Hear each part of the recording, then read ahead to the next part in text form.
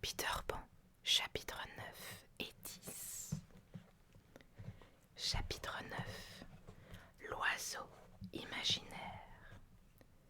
Une à une, les sirènes se retirèrent dans leur chambre sous la mer, et Peter se retrouva complètement seul. Il était trop loin pour entendre leurs portes se fermer. En revanche, il percevait fort bien les sonnettes qui tintaient au seuil de ces grottes de corail. Inexorablement, la mer montait et déjà lui léchait les pieds.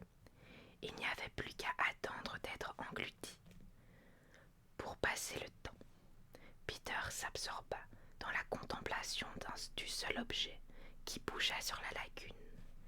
Il crut tout d'abord que c'était une feuille de papier flottant sur les vagues, peut-être même un morceau de cerf-volant, et se demanda oisivement combien il lui faudrait de temps pour échouer au rivage. Puis il fut frappé par un fait bizarre. La chose en papier semblait poursuivre un but bien précis à travers la lagune, car elle luttait contre les vagues, souvent même avec succès. Chaque fois qu'elle remportait la victoire, Peter, toujours partisan du plus faible, applaudissait très fort ce vaillant morceau de papier, lequel n'était autre que l'oiseau imaginaire, assis sur son nid et s'efforçant opiniâtrement de rejoindre Peter, en ramant de l'aile comme il avait appris à le faire depuis que le nid était tombé à l'eau. Il était en partie capable de diriger son étrange embarcation, mais au moment où Peter le reconnut, il lui parut épuisé. Il venait là dans le but de sauver le garçon et lui offrir son nid, où pourtant se trouvaient encore les œufs. En vérité, je trouve cette mère oiseau étonnante, car si Peter l'avait naguère traitée généreusement, depuis il ne s'était pas privé de la tourmenter, mais sans doute comme Madame Darling et toutes les autres. Elle s'attendrissait sur lui à cause de ses premières dents. De loin, elle lui cria bien fort ce qu'elle avait l'intention de faire, et Peter s'époumonna à lui demander ce qu'elle faisait là. De toute évidence, ni l'un ni l'autre ne se comprenaient. Dans certains contes pleins d'extravagance, les gens parlent couramment le langage des oiseaux. Comme j'aimerais me trouver en ce moment dans ce genre d'histoire et prétendre que Peter conversa fort intelligemment avec l'oiseau imaginaire. Mais je dois respecter la vérité et m'en tenir aux faits. Eh bien, non seulement ils ne se comprirent pas, mais ils en oublièrent les bonnes manières. « Je t'amène mon nid, » articula l'oiseau aussi lentement que possible, « pour que tu puisses regagner la terre, mais je suis trop fatigué pour venir. Essaie de nager vers moi. » « Qu'est-ce que tu couines ?» répondit Peter. « Pourquoi ne laisses-tu pas dériver ton nid comme d'habitude ? » « Je t'amène, etc. » répéta l'oiseau depuis le début. Peter essaya de parler lentement et distinctement. « Qu'est-ce que tu couines, etc. » L'oiseau commença à s'impatienter. Les oiseaux sont très souples au lait. « Pourquoi ne fais-tu pas ce que je te dis, hibou à tête de linotte ?» Devinant que la mère oiseau lui lançait des injures, Peter rétorqua à tout hasard « Toi-même !»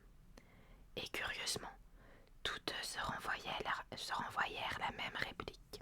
« Boucle-la, boucle-la !» Néanmoins, l'oiseau était toujours résolu à sauver le garçon, et dans un dernier effort, il poussa son nid contre le rocher, puis s'envola pour mieux lui faire comprendre son dessein. Peter comprit enfin. Il saisit le nid et agita la main pour remercier la mère oiseau qui planait au-dessus de lui. En fait, ce n'étaient pas les remerciements qui l'intéressaient, ni de voir comment Peter s'y prendrait pour entrer là-dedans. Non, si elle s'attardait là-haut, C'était afin de connaître le sort qui allait réserver à ses œufs. C'étaient 2 gros œufs blancs. Peter les prit dans ses mains et réfléchit. La mère se cacha la tête entre les ailes pour ne pas assister au désastre. Mais elle ne put s'empêcher de jeter un petit coup d'œil. J'ai dû oublier de vous dire qu'un piquet se dressait sur le rocher, planté là jadis par des boucaniers pour repérer l'emplacement du trésor enterré. Les enfants avaient découvert le scintillant magot, et lorsqu'ils étaient en veine d'espièglerie, ils jetaient des poignées de pièces d'or, de diamants, de perles et de pièces de huit aux mouettes qui plongeaient dessus, croyant que c'était de la nourriture, puis repartaient furieuses de s'être laissées duper. Le piquet était toujours là, et Starky y avait oublié tout à l'heure son chapeau, un profond couvre-chef en toile goudronnée imperméable. À large bord, Peter mit les œufs dans le chapeau qu'il déposa sur l'eau. Il flottait à merveille. L'oiseau imaginaire cria à Peter son admiration pour cette ingénieuse trouvaille. Mais Peter s'était déjà félicité. Il s'installa dans le nid, y planta le piquet auquel il attacha sa chemise en guise de voile. Au même instant, la mère oiseau descendit sur le chapeau et se remit à couver ses œufs. Les flots les emportèrent chacun de leur côté, tandis qu'ils se souhaitaient bon voyage. Lorsque Peter aborda au rivage, il choisit pour échouer son embarcation un endroit où l'oiseau le retrouverait facilement. Mais le chapeau connut un tel succès que la mère oiseau renonça à son nid. Et souvent, Starky venait sur le bord de la lagune et contemplait avec amertume la mère oiseau assise sur son chapeau. Comme nous ne la verrons plus, il est intéressant de signaler qu'actuellement, tous les oiseaux de l'île construisirent leur nid en forme de chapeau, avec un large rebord où les petits viennent prendre le frais. Grandes furent leurs réjouissances lorsque Peter arriva à la maison souterraine, presque en même temps que Wendy, que le cerf-volant avait promené d'ici et de là. Chacun avait des aventures à raconter, mais la plus extraordinaire de toutes fut sans doute que l'heure du coucher était déjà passée depuis longtemps. Cela les flattait tellement qu'ils s'inventaient toutes sortes de ruses, comme de réclamer des pansements pour gagner encore un moment. Mais Wendy, quoique fière d'avoir tout son petit monde sain et sauf à la maison, s'indignait de leur tardive et criait « Au lit, au lit !» d'un ton qui n'admettait pas la désobéissance. Le lendemain, toutefois, elle se montra de plus tendre et distribua des pansements à chacun.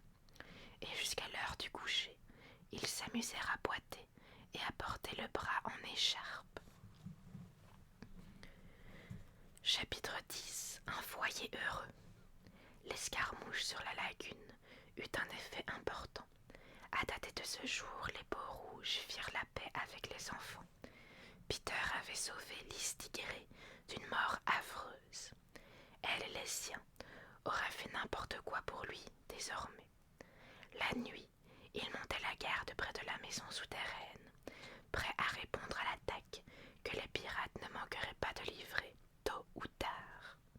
Même pendant le jour, il rôdait dans les parages, fumant le calumet de la paix, avec un air d'attendre de sucreries.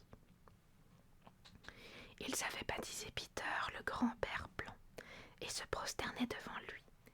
Il y prenait un tel goût que cela n'améliorait guère son caractère.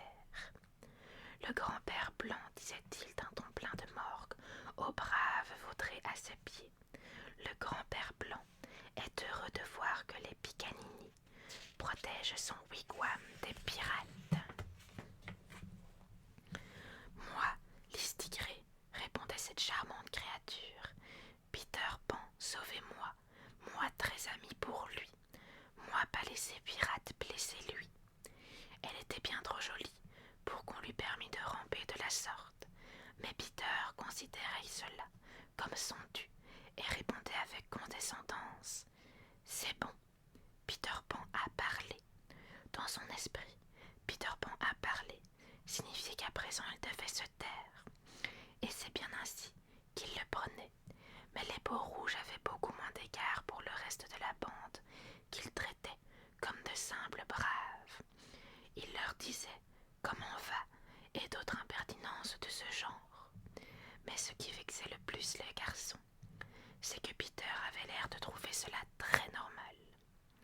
Dans son fort intérieur, Wendy le plaignait un peu.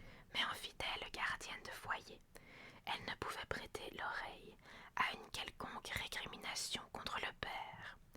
Papa c'est mieux, avait-elle l'habitude de dire, quoi qu'elle en pensât par-devers soi. Et ce qu'elle en pensait par-devers soi, c'était que les peaux rouges n'auraient pas dû la traiter de squaw. Enfin voici venu le soir, qui devait rester dans les annales de l'île, sous le nom de la nuit des nuits, en raison des événements qui survinrent et de leurs conséquences. Le jour s'était déroulé sans incident, comme s'il avait voulu reprendre des forces, et maintenant les peaux rouges, emmitouflées dans leur couverture, se tenaient en haut à leur poste, tandis qu'en bas, les enfants prenaient leur repas du soir. Seul Peter était sorti chercher l'heure. Sur l'île, il n'y avait pas d'autre moyen de connaître l'heure que de trouver le crocodile et d'attendre à ses côtés jusqu'à ce que le réveil sonnât. Comme c'était un thé pour rire ce soir-là, les enfants assis autour de la table n'avaient que leur appétit à se mettre sous la dent. Entre les bavardages et les plaintes, il faisait un vacarme assourdissant, comme le remarqua Wendy. Le tapage en lui-même ne le gêna pas, mais elle n'aimait pas les voir se jeter sur les aliments, puis prétextant que la guigne leur avait poussé le coude. Selon le règlement en vigueur, il était interdit de rendre les coups à table. Il fallait exposer à Wendy le motif de la querelle, en levant poliment le doigt et en disant « J'ai à me plaindre d'un tel ». Mais soit ils oubliaient de le faire, soit ils le faisaient trop souvent. « Silence !» cria Wendy, après leur avoir appelé pour la 20e fois qu'ils ne devaient pas parler tous ensemble. « La plume, mon chou, ta gourde est vide. »« Pas tout à fait, maman, » répondit la plume en regardant à l'intérieur d'une tasse imaginaire. « Il n'a même pas commencé à boire son lait, » intervint Bonzingue. Ça, c'était du reportage, et la plume sauta sur l'occasion. « J'ai à me plaindre de Zig, » s'écria-t-il, mais John avait levé la main avant lui. « Eh bien, John, puis-je m'asseoir sur la chaise de Peter quand il n'est pas là ?»« Sur la chaise de père, John. »« Certainement pas, » fit Wendy, indignée. « Il n'est pas vraiment notre père, » argumenta John. « Il n'aurait même pas su faire le père si je ne lui avais pas montré comment. Ça, c'était de la rouspétance. »« Nous avons à nous plaindre de John, » s'écrièrent les jumeaux. La guigne leva la main. C'était le plus docile de tous, ou plutôt le seul à l'être. Aussi, Wendy le traitait-elle plus gentiment que les autres. « Je ne crois pas que je ferai un bon père, » dit la guigne d'un ton hésitant. « Non, la guigne, puisque je ne peux pas être père, dit-il avec embarras. « Michael, est-ce que tu me laisseras être le bébé ?»« Non, » fit brutalement Michael du haut de son panier. « Si je ne peux pas être un bébé, poursuivit la guigne, de plus en plus accablée, croyez-vous que je puisse être un jumeau ? » « Surtout pas, » répliquèrent les jumeaux. « C'est très difficile d'être un jumeau. »« Si je ne peux être rien d'important, dit la guigne, y a-t-il un parmi vous qui aimerait me voir faire une bonne blague ? » « Non !» s'écria-t-on en chœur. La guigne avait terminé. « Je n'avais pas grand espoir de toute façon, dit-il piteusement. » Les dénonciations reprirent de plus belle. La plume a craché sur la table en toussant. Les jumeaux ont pris d'abord des noix de coco. Le frisé s'est servi de 2 plats à la fois. Zig parle la bouche pleine. J'ai à me plaindre des jumeaux, j'ai à me plaindre du frisé, j'ai à me plaindre de Zig. Oh là, gronda Wendy. Les enfants vous donnent souvent plus de soucis qu'il n'en valent la peine. Elle leur ordonna de débarrasser la table et s'installa près de sa corbeille de raccommodage, un gros tas de chaussettes avec des trous à chaque talon, comme d'habitude. Wendy, protesta Michael, je suis trop grand pour dormir dans un berceau. Il faut que j'aie quelqu'un dans le berceau, répondit-elle d'un ton tranchant, et tu es le plus petit. C'est une si jolie chose qu'un berceau dans une maison. Tandis qu'elle cousait, les enfants jouaient autour d'elle. Quel touchant tableau que ce visage heureux. Ses petits bras s'agitant, éclairés par un feu romantique, c'était devenu une scène familière dans la maison souterraine. Mais nous la contemplons pour la dernière fois. Là-haut, un pas résonna, que Wendy reconnut la première. Les enfants, j'entends papa. Il aime que vous alliez l'accueillir à la porte. Là-haut, les peaux rouges s'accroupissaient devant Peter. Ouvrez l'œil, mes braves, j'ai dit. Lors, comme tant d'autres fois, les joyeux enfants tiraient leur père hors de son tronc d'arbre, comme tant d'autres fois, mais pour la dernière fois. Ils ramenaient des noisettes pour les garçons, ainsi que l'heure exacte pour Wendy. Peter, tu les gâtes, minauda Wendy. Eh oui, ma vieille, répondit Peter en suspendant son fusil au mur. C'est moi qui lui ai dit qu'on appelle les mamans ma vieille, souffla Michael au frisé. J'ai à me plaindre de Michael, dit aussitôt le frisé. Le premier jumeau s'approcha de Peter. Papa, on aimerait bien danser. Eh bien, on va danser, mon petit bonhomme, répondit Peter d'excellente humeur. Mais on voudrait que tu danses aussi. Peter était de loin le meilleur danseur de la troupe, mais il feignit de s'indigner. Moi, avec mes vieux os qui craquent, et maman aussi doit danser. Quoi? La mère d'une telle nichée, danser? Un samedi soir, insinua la plume. Ce n'était pas réellement samedi soir, ou peut-être l'était-ce après tout, car il y avait belle lurette qu'il ne comptait plus les jours. De toute façon, lorsqu'il désirait faire quelque chose d'un peu exceptionnel, il prétendait qu'on était samedi soir et ça faisait plaisir. C'est vrai, c'est samedi soir, dit Wendy en se laissant fléchir. Des gens de notre monde, Wendy. Nous sommes entre nous et les enfants. Mais oui, mais oui. La permission de danser fut accordée, mais à condition que l'on se mît auparavant en chemise de nuit. Ah, ma vieille, dit Peter en aparté à Wendy, tandis qu'il chauffait près du feu, et la regardait s'absorber dans sa couture. Quoi de plus agréable après une dure journée de labeur que de se reposer au coin de l'âtre, toi et moi, avec tous ces chérubins autour de nous. C'est un doux moment, n'est-ce pas, Peter? Approuva Wendy, extrêmement flattée. Peter, il me semble que la frisée a ton nez, et Michael te ressemble. Elle vient poser la main sur son épaule. Peter, chérie, dit-elle, avec une famille si nombreuse, bien sûr, je ne suis plus ce que j'étais, mais tu ne m'échangeras pas contre une autre, n'est-ce pas? Non, Wendy. Assurément, il ne souhaitait pas l'échanger. Toutefois, il regardait avec un certain embarras, clignant des yeux comme quelqu'un qui ne sait pas trop s'il dort ou s'il est éveillé. Qu'y a-t-il, Peter? Je réfléchissais, dit-il, un peu effrayé. Ce n'est que pour faire semblant que je suis père, n'est-ce pas? Oh, certes, fit Wendy, d'un air guindé. Tu comprends, reprit-il sur un ton d'excuse. Cela me vieillira tellement d'être leur vrai père. Mais ce sont nos enfants, les tiens et les miens. Vraiment, Wendy, demanda-t-il avec inquiétude. Non, si tu ne le souhaites pas, répondit-elle. Elle l'entendit qui poussa un soupir de soulagement. Peter, demanda-t-elle en s'efforçant de parler avec assurance, quels sont exactement tes sentiments pour moi? Ceux d'un fils dévoué, Wendy. C'est ce que je pensais. Et Wendy alla s'asseoir toute seule, à l'autre extrémité de la chambre. Tu es vraiment bizarre, dit-il, tout à fait abasourdi. Élise Tigré est comme toi. Elle dit qu'elle veut être pour moi autre chose qu'une mère. Évidemment, dit Wendy, avec un accent redoutable dans la voix. Et maintenant, nous savons pourquoi elle était montée contre les peaux